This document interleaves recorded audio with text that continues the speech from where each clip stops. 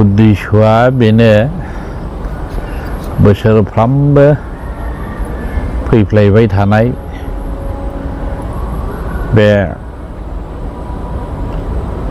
दुर्गा फुजानि समाव आङो एक्सबिएलटि कअपारेटिभ ससाइटिनि आफादगिरि हिसाबै दुर्गा फुजानि गासैबो बड'लेण्डबासिखौ गाहाम हामलायनाय आङो बावहरग्रोनाय जाबाय।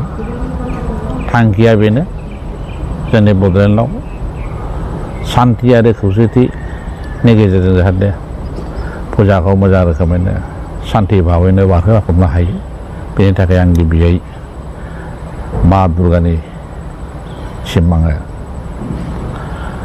हामलायथिनाय बावहरनाय थाबाय।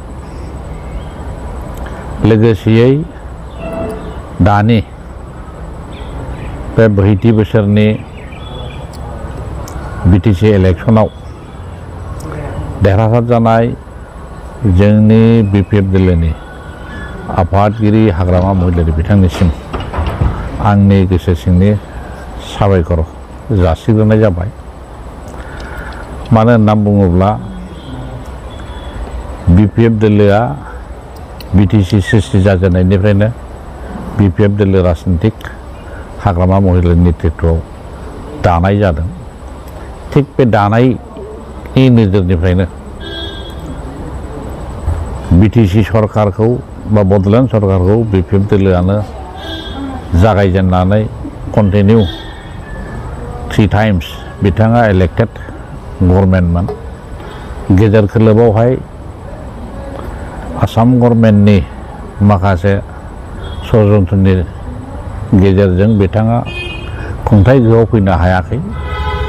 अब्लाबो बिटिआर जानाखि एकर्ड खालायगिरिफोर दं, फरायसा आफाद आरो एनडिएफबि बिथांमोनहा लोगो नांनानै इउपिपिएल पलिटिकेल पार्टि दानानै बिजेपि आरो एजेपि जुथायै माने बिटिसिखौ सलायदों। बे सलायनायनि उनावनो 5 बोसोर बिथांमोनहा सरकार खालायखांनायनि उनाव नेक्स्ट नैबे सरकार जोबनायनि उनाव गोदानै जेनाखि बिसायख'थि जादों बिटिसिनि, बेवहाय जोंनिनो आगोलनि बिएलटिनि चेयारमेन हाग्रामा महिलारि बिथाङा गावनि दोलो अर्थात बिपिएफ दोलोखौ लानानै रेकर्ड बानायनो हादों एबारनि बिसायख'थियाव। बेखायनो आङो बिथांखौ आंनि गोसो गोरबोनिफ्राय अननाय आरो मोजां मोननाय आरो सिबिनाय आङो जासिहरनाय थाबाय। जाहाथे बिथाङा गासै दोलोनि गासैबो हारि माहारिनि बुद्धिजिबि रायजो राजा आइ आफा गासैखौबो लाफानानै बे फैगौ जानाखि बिटिसि सरकार बेखौ मोजाङैनो सालायलांनो हायो। बेखौ आंनिफ्राय बिथांनिसिम खावलायनाय थाबाय। आरो जोंनि गेजेराव बड'लेण्डआव जाहाथे सान्थि सम्प्रति गासैखौबो नोजोर बोनानै मोनसे गोजोर सान्थिखौ लाबोनो हायो, उन्नतिखौ बानायलांनो हायो, जेनेरेसननि थाखाय मोनसे बिल्डिं बानायलांनो हायो, बेखौ आंनिसिम खावलायनाय थाबाय। बेनो बिथांनि जानाखि देरहानाय आंनि नोजोराव रेकर्ड सिफायदों। 40टा समस्तियाव बिथाङा एबारनि जानाखि बिसायख'थि बेवहाय एबसुलिट मेजरिटि लानानै देरहासार जानो हादों। आरो बे देरहासार जानाया बिथांनि एकदमबारे जाफुंसारनाय, बेखौ जोङो दाथि भाबै जों बुंनो हायो।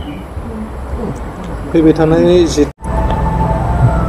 बेवहाय बुंनांगौआ बेनो, माने आंनि नोजोराव बिथाङा फरायसा आफादनिफ्राय डाइरेक्ट राजनितिकआव आखाइ होनाय जादों। बेखायनो बिथाङा राजनितिकनि अभिज्ञताया एसे खम बायदि आं सानो। बे मोनसे आरो बिथाङा सोलोंबावनांगौ दं, रोंबावनांगौ दं, हालांगोन उनाव।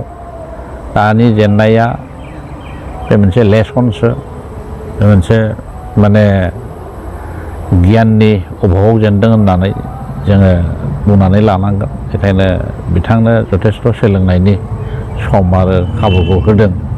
नेक्स्ट 5 बोसोरनि उनाव जाहाथे बिथाङाबो फैफिननो हायो।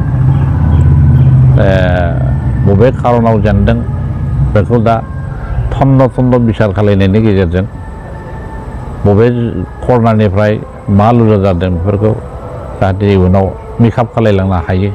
बेनि थाखाय गावनि कलिगफोरखौ मोजाङै सावरायलायनायनि गेजेरजों पलिसिखौ जाहाथे स्टेप बाय स्टेप मोनसेनि उनाव मोनसे पलिसिखौ लालाङो, आंनि बिथांनिसिमबो खावलायनाय थाबाय।